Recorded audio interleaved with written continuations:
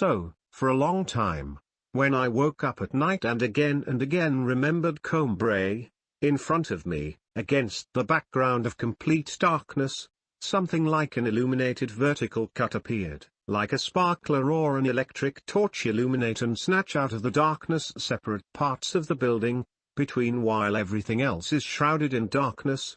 On a fairly wide space I dreamed of a small living room, a dining room, the beginning of a dark alley, from which Swan, the involuntary cause of my grief, would appear, and the hall, where I took a few steps to the stairs, which it was so bitter for me to climb. The staircase was the only and, moreover, a very narrow surface of an irregular pyramid, and my bedroom served as its top with a glass door to the corridor. My mother entered me through this door.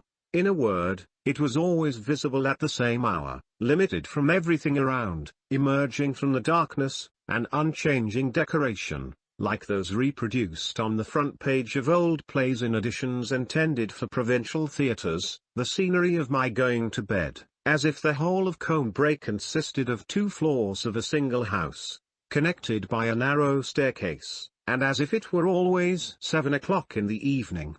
It is clear that when asked whether there was anything else in Combray and whether the clock showed a different time there, I would answer in the affirmative.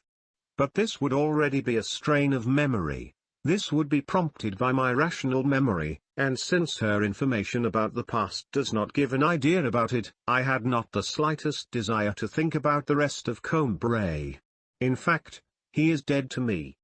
Dead forever? Maybe.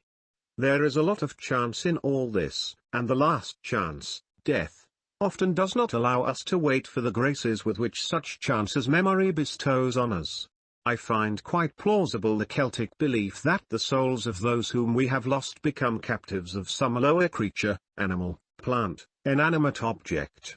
We part with them until the day, for many that never comes, when we approach the tree or when we become the owners of the object that served them as a dungeon.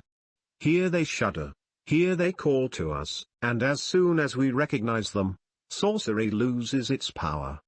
We release them to freedom, and now they, having conquered death, continue to live with us. The same is true of our past. Trying to resurrect it is a vain work, all the efforts of our consciousness are in vain. The past is out of his reach, in something, in the sense that we get from it, where we least expected to find it. Whether we find this thing in our lifetime or never find it is pure chance. For many years nothing had existed for me in Combray but the stage and the very drama of my going to bed, but on one of the winter days, when I came home, my mother, noticing that I was cold, offered me tea, although I usually didn't drink. I refused, but then, I don't know why, I changed my mind. Mum had ordered one of those round, fluffy biscuit cakes, which seemed to be shaped like grooved shells of lamella mollusks.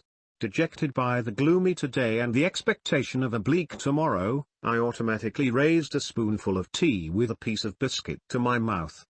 But as soon as the tea with cake crumbs soaked in it touched my palate, I shuddered. Something unusual happened in me.